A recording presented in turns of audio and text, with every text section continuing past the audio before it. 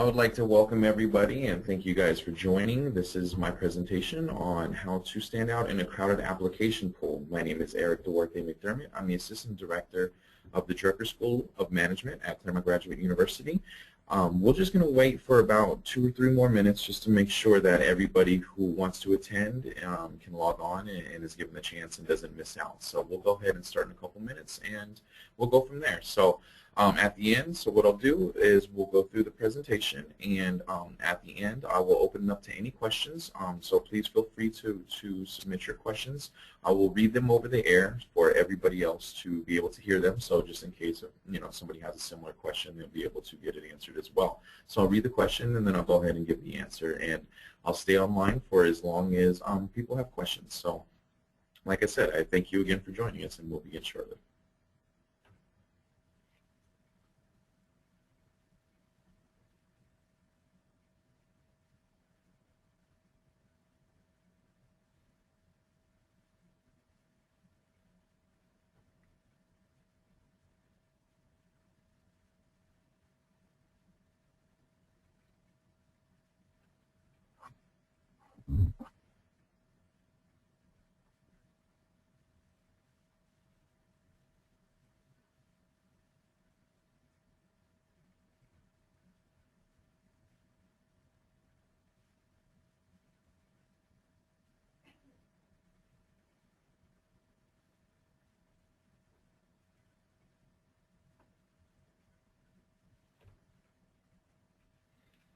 Okay, I think we'll go ahead and get started. Again, like I said, my name is Duarte-McDermott. I'm the Assistant Director of Admissions. So how to stand out in a crowded application pool. My presentation about what I'm going to kind of go over may seem like common sense, and as I was creating this presentation, I was thinking, maybe this is common sense, but however, as somebody who does participate in the application process and reviews applications and has been reviewing applications since for the last couple of months, there's these may seem like common sense kind of things to do and steps to follow. However, you would be amazed by how many students do miss this and how many students do get this wrong. And by doing this, it could severely affect your application and your admission process. So we'll go ahead and get started. The first one is, isn't a high GMAT score enough? And sometimes it is, but unfortunately many times it is not enough. And depending on what school and what program that you are applying to, there are a limited number of seats, especially a very competitive school with a very high application volume. A high GMAT score may not be enough. And like it's in a lot of schools, when they do the application process and they're going through it and they do submit their requirements, or they have a very specific set, obviously GMAT score does take a high precedence, and a score can really help your application. However, sometimes you're in a pool with a number of students who have very similar GMAT scores, and schools are looking for a range, a GMAT score range. It's usually there's a number on the low end and there's a number on the high end, and usually what schools will post on their page is an average of the GMAT score. That being said, if you're in a pool where a number of people, where maybe, for example, there's 50 spots, 50 seats open for a program, and there's 150 people that apply, and out of those 150 people, maybe 75 of them have a similar score, or either, maybe a standard deviation of a couple points here and there, but have a very similar score to you. So how do you stand out in this applicant pool? How do you differentiate yourself from the other 74 individuals? Some schools do take a very holistic approach. They don't just look at GMAT scores, and they very much take everything else into consideration and give them almost as equal weight. Other schools are very rigid on their GMAT scores, and if you don't hit a certain GMAT score, then they won't look at anything else. But in either case, being able to make yourself stand out and being able to, like I said before, differentiate yourself from the other applicants would help your admission process and help your application tremendously. Like I said, you need to differentiate yourself from other applicants. You need to market yourself in a way that the admissions committee will feel like they need you in their program. This is just as much an interview for us as it is for you. You are interviewing us to make sure that we're the right fit, to make sure that we're the right school. We do want students. We want highly qualified students, but we also want students that fit our program and our program's needs and the type of student we're looking for. So if you are that, we want you. We want you just as much as you do want to attend. So you need to market yourself in a way that allows us to see you and be able to want you into our program, and to be able to fight for you. Sometimes a lot of schools, they'll take a very non-biased approach. So they'll have different people in their admissions office that review different parts of your application. So it's not just one person reviewing the whole application. That being said, if you met a recruiter, if you met somebody at admissions and they do know who you are and they do like who you are as a student and as an individual, if it comes close between you and another student, they'll go and fight for you. They'll go and they'll want you in the program. So it is very much about marketing yourself in a way that, recruiters or admissions coordinators or directors of admissions know who you are, know you as a student, and want you in the program.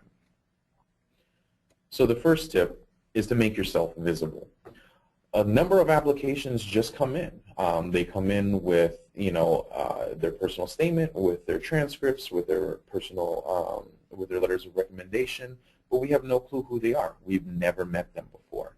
They have their GMAT score, and they have everything else. Everything is complete, yet we don't know them. So an easy way to stand out in that crowded application pool is to make yourself visible. Attend campus events. All schools have various different events, and all schools that do host these events will either have a recruiter or somebody from admissions there to present, to speak, to answer questions. And usually, more likely than not, that these people that are presenting, these people that are answering your questions are also going to be the same people that are going to be reviewing the application process and reviewing personal statements, conducting interviews, reviewing resumes, reviewing letters of recommendation. So it's essential that you attend. And it's essential that you attend not only to make yourself visible, but also to get a feel for the program, to make sure that this is the right program for you. So this is a great opportunity to get not only to make yourself visible, to make yourself more than just a number, just a GMAT number or just a personal statement, to actually make yourself an individual. So not only allows you to do that, but it allows you to gain information and access into the program and to make sure that this program is right for you. So as I posted, attend open houses, attend informational sessions, class previews, and campus tours. If I was to rank those as far as being able to be in contact, through my experience in hosting these events and conducting these informational sessions, if I had to rank these in order, as far as, being able to be in front of somebody and have somebody know who you are, I would say informational sessions would be first. Class previews would be second, because a lot of the times you will meet with somebody in admissions before you go to a class preview.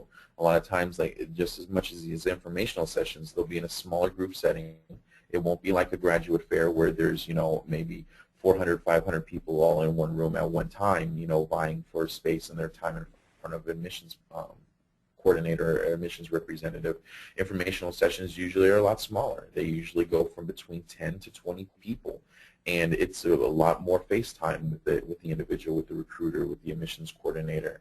And they're very much more intimate. So it allows you, and since this is a smaller number of people, it's more likely than not that the admissions representative will remember who you are, later down the road, if you need to contact them through email, if you need to contact them through telephone, or if you want to come in and make an appointment to speak with them. They will remember. Speaking from personal experience, I do remember a number of individuals that do come up to me and do speak to me and then later contact me and say, hey, I met you at this informational session, or hey, I met you at this happy hour informational session, or I met you at open house, or I met you during one of our class previews.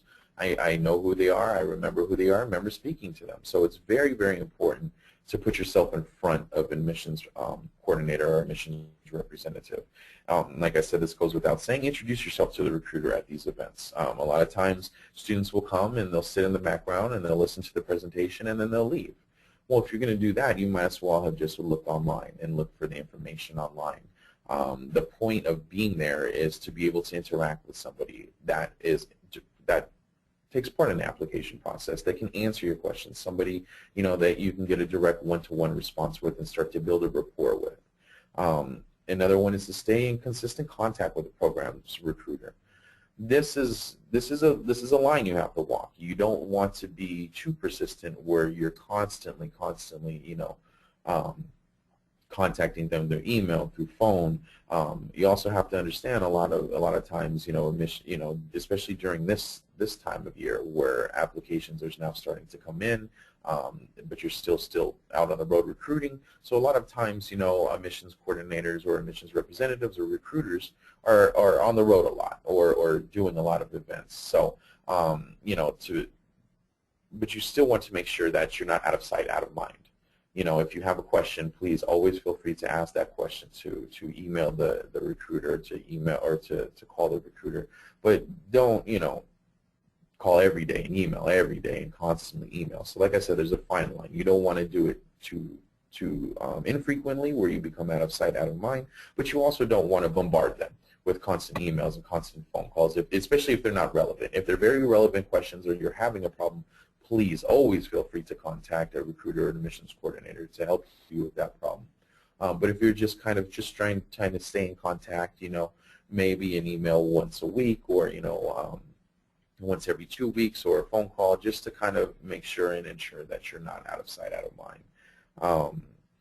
You know, yeah, like I said, you know, you want to be able to stand out. You want to be able to make a lasting impression in that person's mind. So if it does come down to a decision of person A and person B, you know, that admissions recruiter or coordinator can say, you know, I've met person A before, I've spoke to them, you know, I've been in constant communication with them, they seem like an ideal fit for this program. I don't know who person B is, I've never met them, you know, I can only go off by what their letters of recommendation say, what their GMAT score is, and what the personal statement says. However, person A, I know all that, plus I've spoke to them. I've had constant communication. We've done events before. They're very, very interested in the program, and I feel like they're going to be a great candidate, and not only going to be a great candidate for the classroom, but also take part in school activities, be very involved in the school, and leave and be a great alumni. You know, this is what goes through admissions coordinators' heads. You know, when they make this decision, are they going to be a great fit for the program? Are they going to add something to the classroom? Are they going to contribute in a positive way? And then when they graduate, are they going to be a good alumni? Because we do always want good alumni, and we have to lean on our alumni sometimes, you know, depending on what financial sector or what sector they work in. You know, we love, you know, personally at Drucker School, we love for our alumni to come back and help our students, you know, or, you know, be able to provide internships or advice or guidance or mentoring. We do value our alumni a lot. So when we make this admissions decision, we're looking at that as well. We're not only looking at the present, but we're looking at the future and going forward. The next area is highlight key areas of your application. Most, if not all, programs have certain criteria when they evaluate your application. All programs are different. All programs either specialize in something different, have their strong suits, have their weak suits, but also have a pretty good idea of what kind of student they want based on their curriculum, based on their school culture, based on, you know, their strong areas. So, you know, go online. The one thing I would say is, you know, all of, you know, the incoming class, almost every school will post an incoming class profile, and you'll be able to get to see kind of what the school is looking for. What range of GMAT are they looking for? Do they value work experience? Read the personal statement prompt. You can gain a lot of information about a school's culture and a school's identity based on what prompt they have for your personal statement. You know, and from there you can kind of get a sense of feel of what they value. What does the school value? What does the school not? And how does what the school value go in line with your career goals, with your resume, with your work experience? So what you want to do is be able to see what a school values, what a school is looking for, what their criteria is, and to be able to highlight in your application, whether that be highlight that on your resume if it's certain work experience that the school really values. If the school is really strong in finance and you want to be in a finance program and you have very good internships or great internships and work experience after, you know, you want to be able to highlight that and make that visible, so when the admissions coordinator or admissions director or assistant director sees that, it stands out. They're saying, okay, we have a very strong finance program. This person has great internships and has great work experience in the financial sector, and go from there. Or if it's management, our school is very big on management, so we very look for leadership qualities, leadership opportunities, leadership roles. And we want a very well-rounded student. So highlight that. That's what needs to be highlighted in your resume or your personal statement. And another thing, make sure you write to the prompt in the personal statement. I've seen many essays that do not even touch the prompt. They just go and write a personal statement, and it has nothing to do with what is being asked of them to write. That is a clear way to not stand out. That is a clear way to, and that is a great way to, hinder your application and hinder the process. So like I said, but that also being said, like I said before, it is also to read the prompt. It's a great way to kind of see the ideology of the school and the school culture, and to be able to highlight, your personal aspects and traits to that. And minimize your weak areas in your application. Like I said, if you don't have a lot of work experience, but the school does value work experience, try to minimize that by, putting, maybe if you have volunteer experience, put volunteer experience. If you have great internships, highlight that as well. Or school projects, maybe undergrad projects that maybe have had some kind of consulting role or some kind of business aspect where you had to go to a company, and present. They gave you a real problem that's going on in their company. You had to figure out and come up with a solution and present it to the company. That's a great way to help supplement, lack of work experience. So that's it's a great way to minimize your weak areas. You want to highlight your strong areas, the areas that do coincide with the school's identity, the school's culture, the school's ideology, and you also want to minimize the weak areas in your application. And to find out what programs, to find out what are the strongest areas of concentration in that program. Like I said, all programs are different. Some schools are stronger at finance and management. Some schools specialize in supply chain management. So also to be able to understand and apply to a school that fits you, not just a school based off of rankings and based off of reputation, but a school that's very much in line with your career goals and your career trajectory. That is key, and that's important. And understanding that and applying to those schools will also help you highlight those areas in your application. The next, and probably one of the most important aspects, is the interview. Many schools will invite you to it. Many schools do require an interview component. And when they do, they invite you to an interview, then that means you're farther along in the application process. Not every school will invite every applicant to do an interview. Some schools will, not every school will. So it is key, if you're invited to an interview, you have to come with the mentality that you are further along in this application process. You've made it through a couple of stages. Now this is key. This may be the make it or the break it, because this allows us, if we haven't met you on the road or we haven't met you at any of our school events, then this is the first contact we have with you as the applicant. This is where we really get to see who you are. This is where you become more than just a GMAT score or a GRE score or a personal statement or a letter of recommendation. This is when we have the first-hand interview, the first-hand contact with you. So you must approach this like a job interview. It is no different, if not more important. And it sounds like something that's basic and common sense, but from personal experience, it is something that students either do really well at or really poor at. And if you do really poor, it has a lasting impression on your application. The first one is to dress accordingly. If you're looking for an MBA program or you're looking for a master's program, this is post-secondary school. This is a professional environment. And when you leave here, you're going to have to go on an interview. And it's going to be a professional interview. Therefore, you need to start now. You need to dress accordingly. A suit. You always, for males and females, you must wear a suit. I've interviewed students that wore jeans and tennis shoes with a sport coat. No, you wouldn't wear that on an interview. you shouldn't wear that into our interview, into an interview for application. We look at it just the same, and we try to stay as unbiased as possible. We never want to make first judgments or quick impressions. However, the first impression is usually the most lasting impression.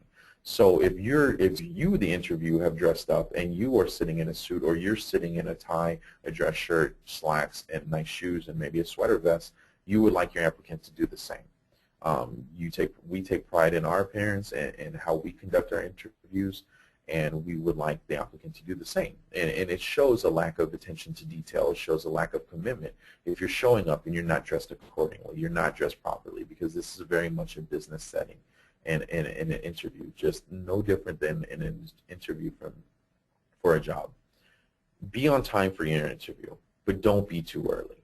I usually tell students, and I recommend students, to be about 15 minutes early, no earlier than that. If you are that early, don't come up to the reception area, maybe wait outside the building, or maybe wait in your car, because once you do come up to the reception area, the receptionist will contact the recruiter. And a lot of times we feel obligated to stop everything we're doing because we don't want to make you guys wait too long. However, we do have things to do as well, and if we time and we plan our time accordingly. If I have an interview at 1 o'clock, by 12:30 I'm preparing for that interview, and I want to prepare before I see the student. But if you come too early, then it's a matter of, okay, we don't want to wait, we don't want to make a student wait too long, but we do have to prepare, and we do have to have our time. So I personally don't look at it as anything negative. However, I do know some admissions coordinators and some recruiters and some admission directors of admission, they look at that negatively. They don't want you coming too early, but they also don't want you to come late. Do not be late. Like I said, 15 minutes is a pretty good time to be. You're not too early, but you're not too late, and you're on time. It's 15 minutes before. Usually the person who's going to interview you has everything complete as far as their preparation for your interview. And it's just a good time to, be there. You're not waiting too long. We're not waiting too long. And it shows that you are on time, you are committed, you are punctual, but you're not too early. Be prepared for any questions about your application and your desire to attend a graduate program. Some interviewers, have a specific set of questions that coincide with what they're looking for in a student. Some interviewers don't have questions already written out. Their questions are based on their conversation with the applicant and based on the resume and based on what some of the answers the applicant has given. So you need to be prepared for anything. Know your resume. Know your resume inside and out. Know your personal statements. Be prepared to answer any questions maybe about if you had certain grades that were lower than your other grades, be prepared to explain why those grades were lower, if there's anything that happened, if there was any circumstances, that affected your grades for that time period. Be prepared to answer those questions. Be prepared to answer any questions that, such as why do you have a job history gap, or what did you do in this job? Why did you like this job? How did this job lead you to your next position? What did you like about that position?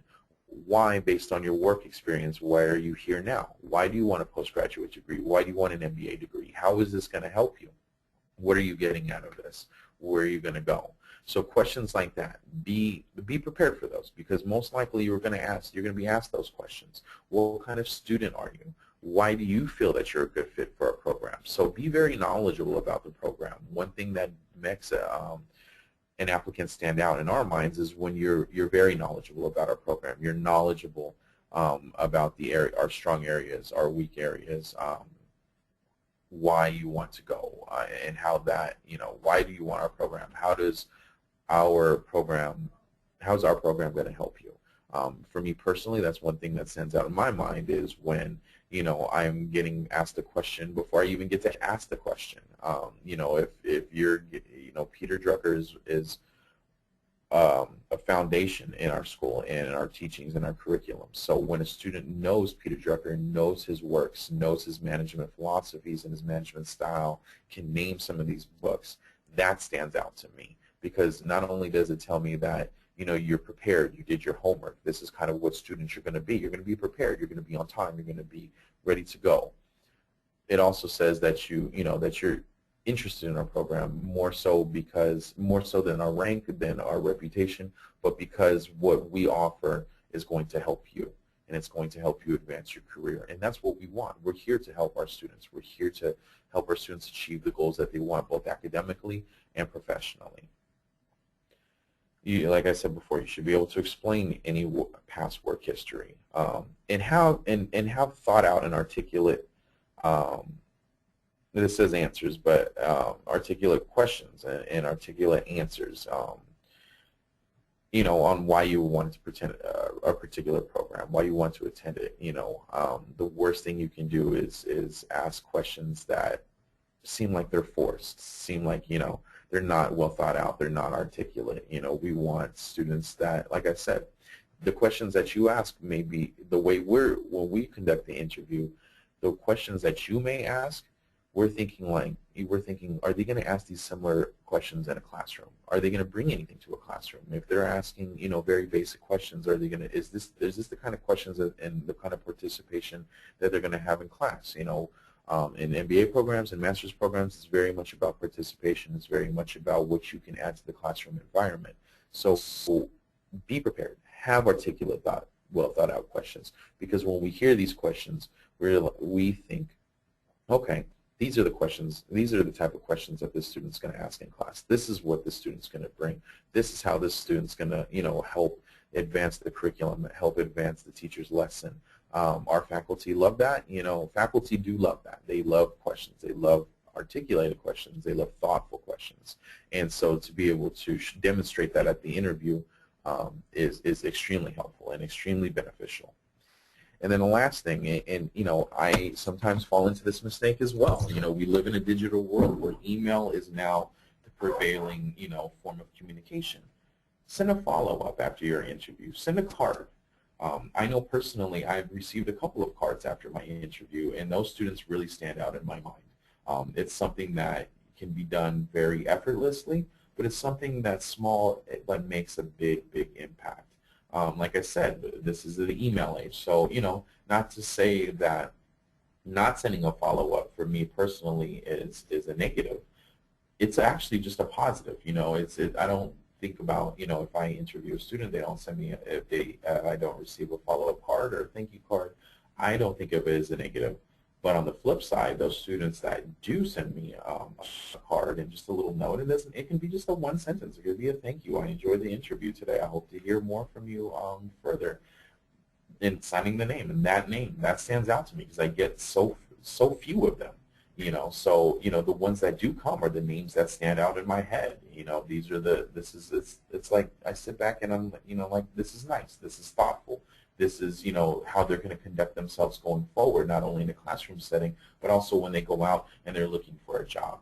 They'll be able to get that, be able to nail the interview and do great follow-up work. And yeah, like I said, this is something that's constantly overlooked, but something that can make a very, very big impact,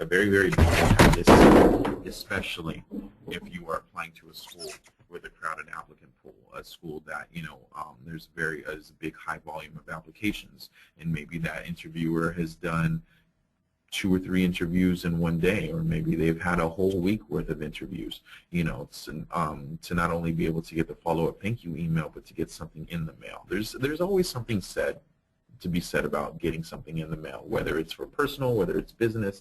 It's nice to be able to see, a card or a note, or just to be able to receive a physical piece of mail, because now everything is so digital, and we've become so accustomed to doing everything online and doing it through email or text messages. So it's a very subtle way to stand out, and it's very, very appreciated. I know with myself and amongst my colleagues as well. It's something that stands out in our head, and something that can very, very greatly benefit you.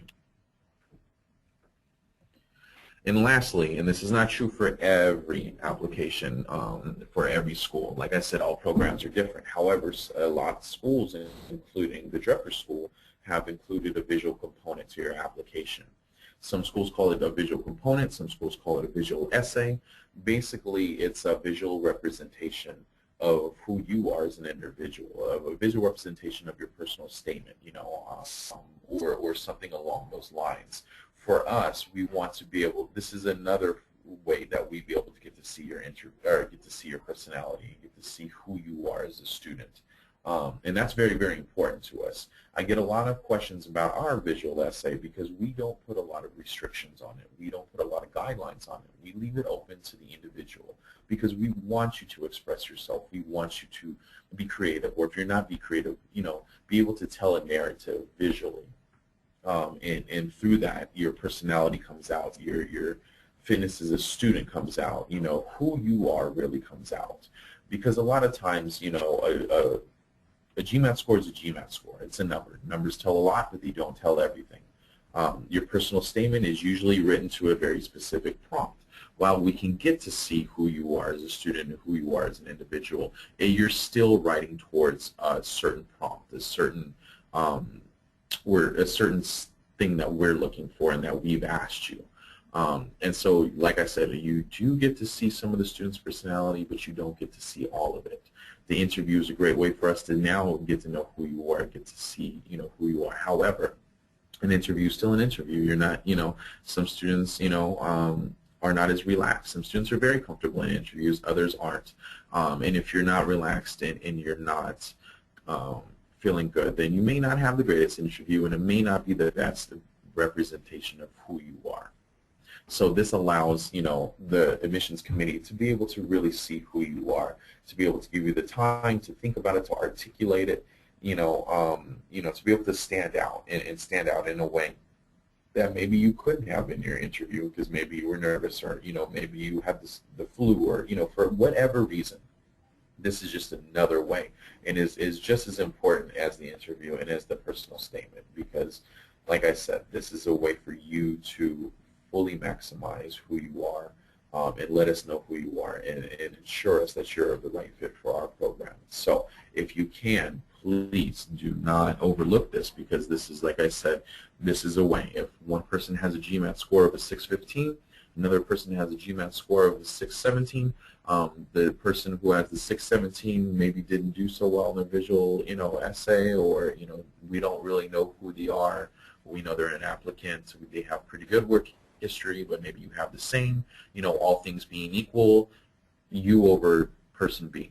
Why you over person B? And this is a way to show that, to allow that, to be able to stand out and have a lasting impression in a recruiter's mind, especially if it's creative, especially if it's something that's visually appealing. Now will last. You'll say, oh, I remember person's A. Person's A visual essay was really, really good. It was very creative. It was, it was something that stands out. I know the name. I know this person. I think they're a great fit. Maybe I didn't get to interview them, but based off of what my colleagues said in their interview, and based off of me looking at their personal statement, I can kind of see exactly what my colleague was recommending, why my colleague thinks they're a great fit, because now I see it. And I see it, I think, even more so in a way than maybe my colleague got to see it in the interview. So visual essays are extremely important, or visual representations. Like I said, not every program does have this, but the programs that do require this, it is very, very, very important. And it's very key. I get a lot of questions about this, like I said, either at grad fairs or at information sessions or through email. And it's more of it seems to be more of something that's worrisome to students because there's not a lot of guidelines. But like I said, at the Drucker School, we purposely don't put a lot of guidelines because we want this to be about you. We don't want to hold you back or restrict you in any way of letting us know who you are, because for us personally, we take a very holistic approach. We look at everything. We look at your GMAT score. We look at your letters of recommendation. We look at your personal statement. Your interview is key. Every part of that we take very seriously, and we take into a great deal of account. We try not to rank one thing over the other, because like we said, we want a very well-rounded individual. We want somebody that can do well, maybe on standardized tests, but also, has great work experience. Their peers, their supervisors, their mentors have great things to say about them. They understand why this person would be a good fit for our program. So yeah, so those that do have a visual component, please put as much time into this as you would put into your preparing for your interview or writing your personal statement. So, and if you were to write a personal statement, you know, you review your personal statement, you make corrections, you show it to other eyes so you can get an unbiased view of whether it's good or not. I would recommend that you guys do the same thing, you know, for a visual essay, and especially if there's not a lot of guidelines. I've seen everything from PowerPoint presentations to posters to flyers to handouts to a video YouTube kind of visual essay. These are what stands out in recruiters' minds. These are, you know, we take these into account. So to wrap up, to take the key takeaways from here, make yourself highly visible. That is probably the most important thing. Besides your interview is to make yourself visible, because, you know, once we see you, once we get to the interview process, we already have a pretty good idea of who you are. And like I said before, if it's a question of which student A or student B, those that we've seen, those that we remember, those that we have a constant rapport with, are going to be easier for us to fight for. You know, if a lot of times I personally am assistant director of admissions, so I don't have the final say in an applicant's decision on, or an applicant's decision on whether they get into the school or whether they don't. That being said, I do have a lot of input. You know, I can say, I saw person A, I've spoke with person A numerous times, I have a really good idea of who they are, and I really think they would be a great fit. So, like I said, making yourself highly visible is extremely important. Being prepared for your interview. Look at this, like I said, approach this as you would approach a job interview. It's no different. Interviewers can be just as highly critical for admission into into a program, just as recruiters and hiring managers can be, you know, hiring for a job. Highlight important areas of your application and downplay the weak areas. Like I said, find out what the school values, find out what the school is looking for, and highlight those areas. That will allow your application to stand out and to stand, you yourself to stand out as an individual.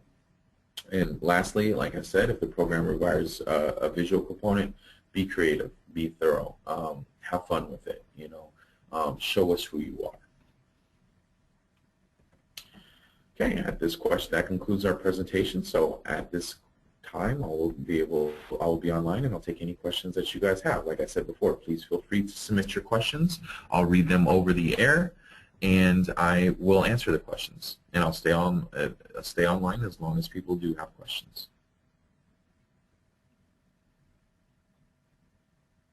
I have a question. I just got a question that says, what kind of card, email or hard copy? I would say hard copy. You know, go to the grocery store, go to a Hallmark store. You know, it doesn't need to be an expensive card. It doesn't need to be an intricate card. Maybe just simply a card that says thank you. You know, a card that costs maybe $1, $2, but a hard copy. Like I was saying before, there's something to be said about getting something in the mail. You know, just like Amazon. When you order something from Amazon, you know, you wait for the package and you want the package to get there, and you're excited about the package being there.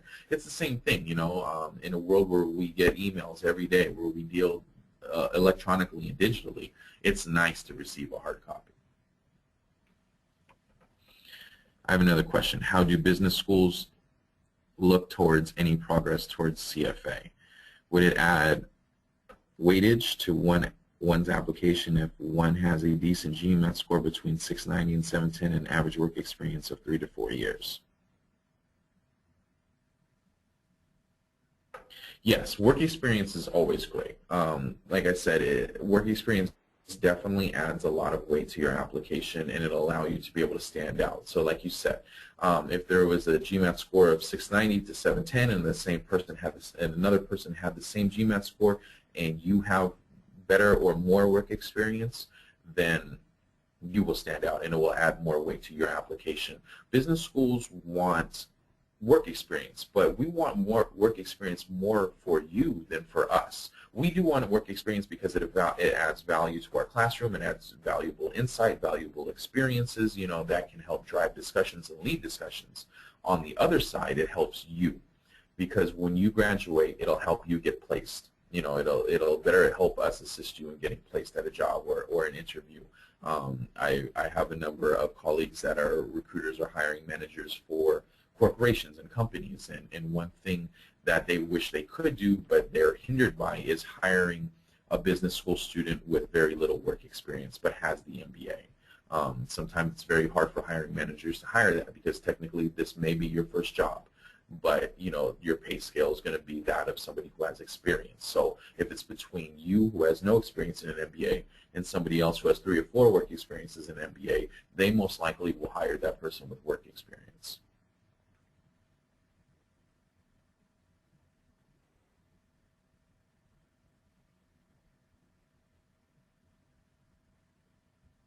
I have a question. So, as an international student, we are at a disadvantage because we are unable to find out more about the university in person and find out more about, them. What are other ways to do so apart from the website?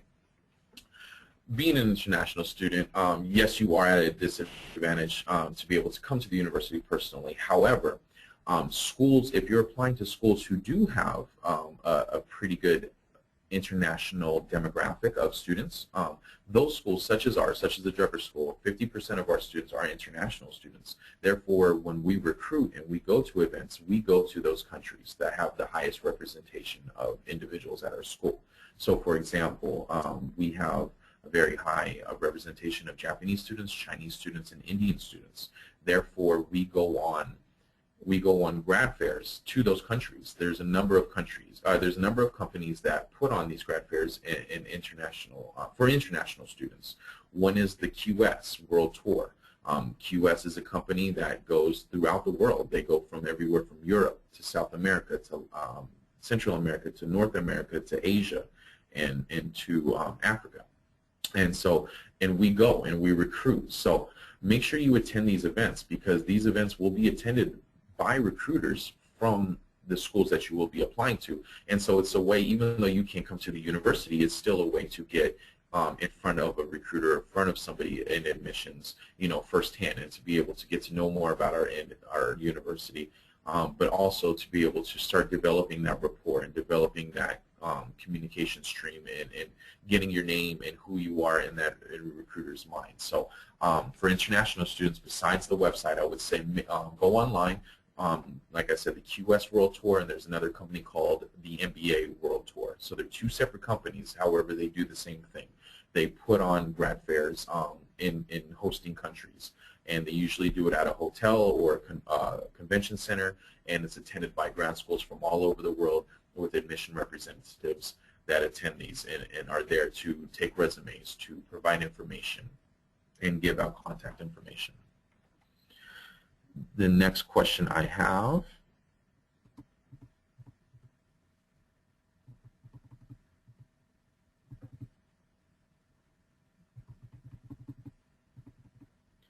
is,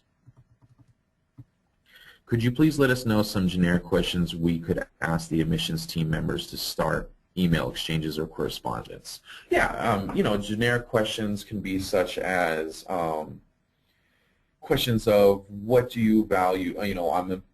First you should probably start off is I'm interested in applying to your program. I've done a great deal of research. I just have a couple of questions. So basic questions like how many years work experience do you value? When can I attend an information session? When do you guys host things on campus? Just be very interested. A great way to open up is, when can I attend an event on school? Can I come and set up an interview with you, kind of just speak to you about your program? Or general questions, such as, how much work experience do you value? What do you look at on a resume? What kind of student are you looking for? What is your particular fit?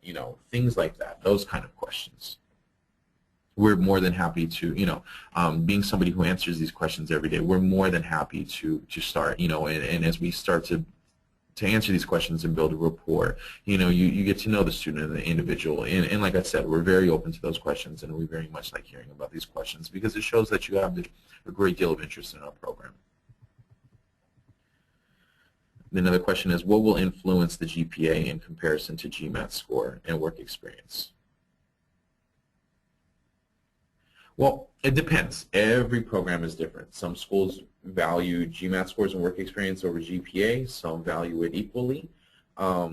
If you have a lower GPA in your undergraduate, here's another way to, downplay your weak areas. So, for example, if you have a lower GPA or a low GPA, but you're a mechanical engineering major, or you're a computer science major, or you're a math major, or you're something in an area where we understand that, that GPA might not be representative of, or may not be a good representation of what kind of students you are. So that's a great way to kind of overcome your GPA. However, if you do have a low GPA, another way to approach this and to approach somebody in admissions and recruiters is say, yes, I may have a low GPA, but I have this work experience and I have this valuable work experience, and these are the projects I've worked on, or this is what I worked on in my day-to-day activities at my job. I feel that this will be able to demonstrate that not only am I competent to be in a business school, but I can, add to the classroom experience. I'm capable of completing the work and completing it effectively and doing a good job at it. So, and that's the same for GMAT scores. So GMAT scores and work experience can definitely help supplement low GPA. Or, some schools won't even, put a great deal of emphasis on your undergraduate GPA. They'll look at more so your GPA score and your work experience. So like I said, it all depends. Every program is different, but yes, you can definitely help supplement a low GPA with good work experience and a good GMAT score. Does the company, another question I have, does the company or brand where one is working for matter? Yes and no. Yes, it's always good for, students to come from big, well-known companies and stuff like that, but it's not the utmost importance. What we're mostly looking for is what kind of work experience did you have? What did you do in your day-to-day? So, the company and the brand, may be great. It may be a big Fortune 500 company, it may be a smaller company. What we want is what did you do in your daily activities? What kind of tasks did you have to complete? Did you have any deadlines? Did you have any big projects? That's what more so we're looking for. But it could help, if a company and a particular brand has a certain kind of ideology and a certain focus, and that kind of coincides coincides with the school's, ideology and the school's brand, that can be a very good influencer as well. For the letter of recommendation, how should an applicant educate his or her recommender about the areas to highlight in letters of recommendation that matches with the school's requirement? What I would say is you would sit down, make it, if I understand a lot of times you're getting letters of recommendation from maybe professors or supervisors, so their time may be limited. However, kind of sit down and with your letter, the person who's going to write your letter of recommendation, and kind of go over with them. Do your homework first and do your research first, and find out what the school's kind of looking for, what they value in a student, kind of the traits and the aspects that they're looking for in a student, and kind of go over and sit down and say, hey, this is what the school's looking for. So can you write to this? Can you write to my ability to be a good applicant, to be somebody that's going to start the program and finish the program and do well, and hit and make sure that they highlight the aspects of, your personality and your work, your work ethic that coincides with the school's brand, the school's ideology. So that's what I would say. I would say sit down and speak with them first.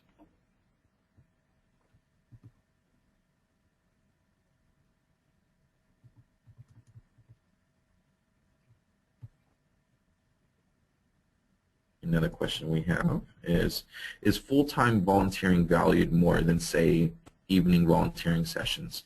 Not necessarily. Like I said, we know that, every student is different. Every student's time commitments are different, so we don't, at least personally, the Drucker School, we don't look at it as, oh, this person only volunteered in the evening, as opposed to, oh, this person volunteered all day.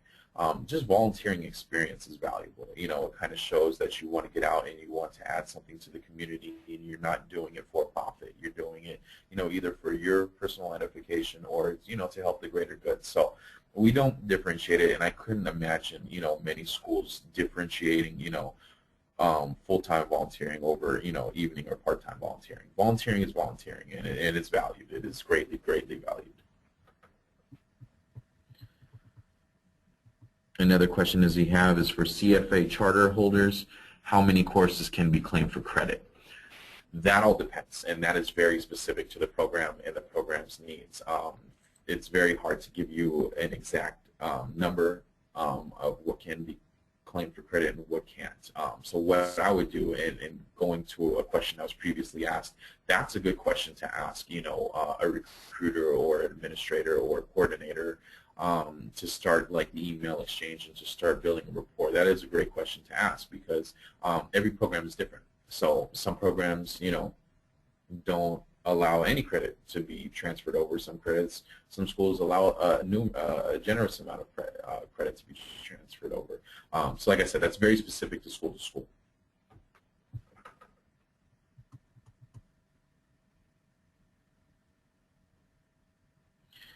Would you rate a business venture as work experience? Yes, I would. I would. Starting a business is extremely difficult, and if you are participating in one, or a startup or a business venture, you have to wear a lot of hats, especially at the initial startup stage. So in doing that, you gain a lot of experience and a lot of value experience, something that you can definitely bring to the classroom, especially if there's a certain program that you're looking for that has a very big entrepreneurship component. And even if they don't, we still consider that work experience and value work experience. Like I said, you may have to wear more hats than you would if you just had a job at a corporation with a supervisor or a boss or anything else. So yes, we very much look at that as work experience, and we very much value that, because it very much shows that you have a business acumen, and that you're very focused and dedicated, because you have to be, especially if you're at a startup stage. Like I said, you have to wear a lot of hats, you have to do a lot of things, and you have to learn on your feet very, very quickly. So yes, I would very much say that's work experience.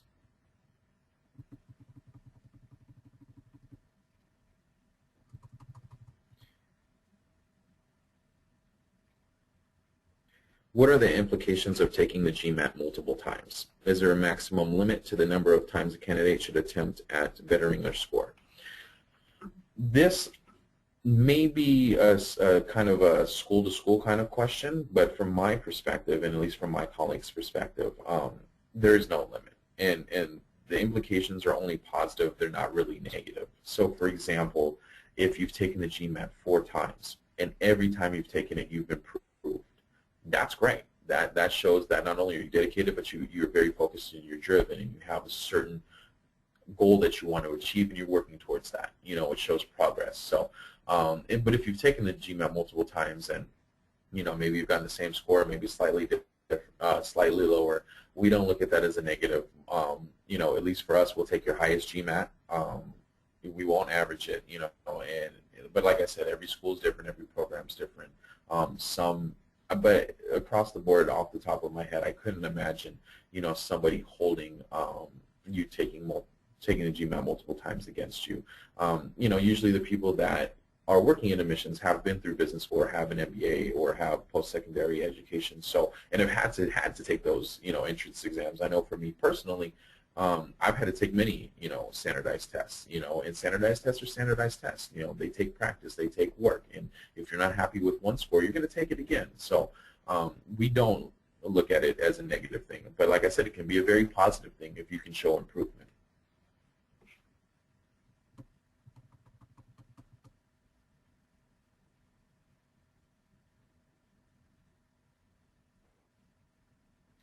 Is the Bloomberg Aptitude Test a valid alternative to CFA as far as admin is concerned? Both are good. A lot of schools don't require either, but they can definitely help make you stand out in an application. They definitely can. I know for us personally, our school does not require Bloomberg Aptitude or CFA. But seeing that, and showing that, it definitely provides added value to your application and does allow you to stand out. So I would say both are interchangeable. You can take both. I wouldn't, for me personally, I wouldn't, choose one over the other. I think that they're both great. And they're both great supplemental additions to your resume and your application.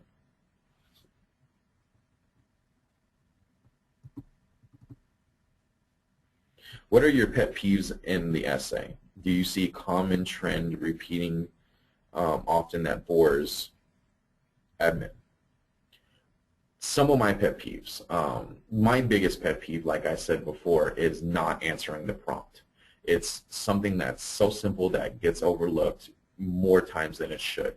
All the prompts are always listed on a school's website admissions page. They will have it clearly stated what they're looking for. So make sure you answer the prompt.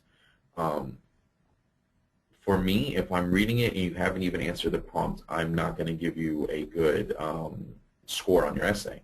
You're just not, because you need to be able to follow directions. You need to be able to go online and do your research and find out what we're looking for. You can't just apply blindly and just submit one personal statement that looks like you've just written a general one and you've submitted it across the board. We want to know. We ask very specific questions. Therefore, that's what we're looking for. We want to find out if this student fits. Is the student the right fit? And we take this into consideration when we're writing the essay prompt. So my biggest pet peeve is not answering the prompt. Make sure you answer the prompt. Make sure you read it and answer it. That is by far my biggest pet peeve. My second one is grammar and punctuation. You do a lot of writing. You do writing in business school. You do writing in postgraduate education. And you're going to do writing in the business world when you get out in your professional life. So to be able to write effectively and write articulately, and in this age, if there's a lot of grammar and a lot of punctuation, it shows that you didn't put a lot of time and a lot of effort into your essay. You didn't take the time to get it reviewed by somebody else. You just wrote it and you submitted it. You didn't even check it. So those are my two biggest pet peeves. So I would say make sure that you do answer the question and that you've written effectively and articulately. As far as repeating trends that bore administrators, I wouldn't say anything that repeats is boring. Like I said, we understand the question that we wrote, and we understand that the answers that we're going to receive, are going to be tailored to that question. So, we may get very similar essays from a number of applicants. It doesn't bore us, but we do want to be able to pull out what we're asking and see if a student, A, read the prompt and wrote to it, and if they did, are they a good fit for us?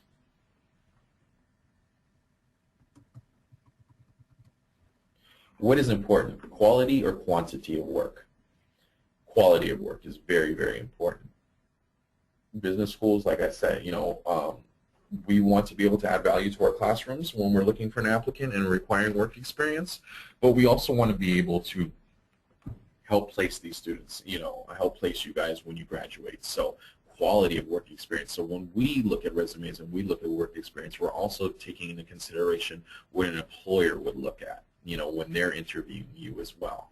So we would much rather have a student with maybe one job, maybe 3 or 4 years in one place, but has extremely valuable work experience, as opposed to somebody who may have 3 or 4 jobs and maybe 7 or 8 years of work experience, but has bounced around and maybe the quality of their work isn't as good, as the person with one job, 4 years work experience, and great work experience. So I would very much say quality over quantity every time for work experience. Okay, well, I'll stay online for about 5 more minutes. If you guys have any other questions, please feel free to contact me. Please feel free to ask. And if nothing else, I'm always here. And please feel free to reach out to me by email or phone. Unfortunately, my email address is not on this slide, but you can find my email address on our school's website. So if at any time, if you didn't get to ask the question you wanted to, please always feel free to ask me any questions. And it does not have to be Drucker or Claremont specific. It can be very general, just like we're having right now. So.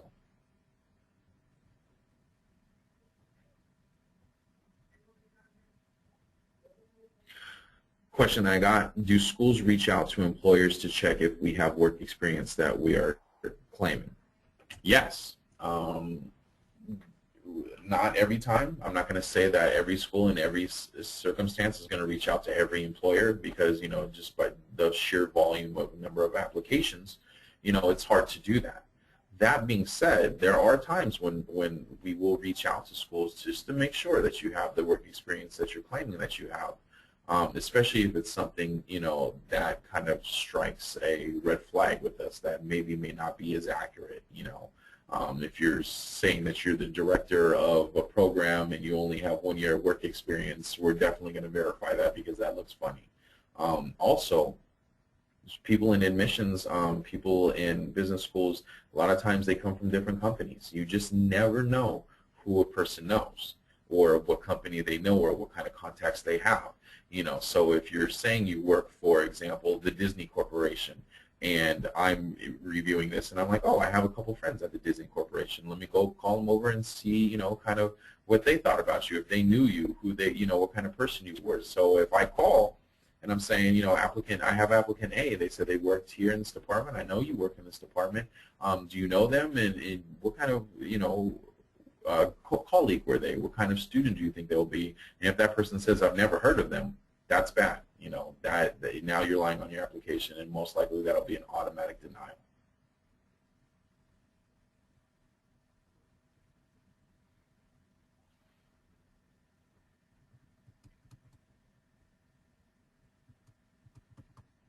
Okay, the last question that I'm going to take is the question about what kind of scholarships does Drucker offer international students?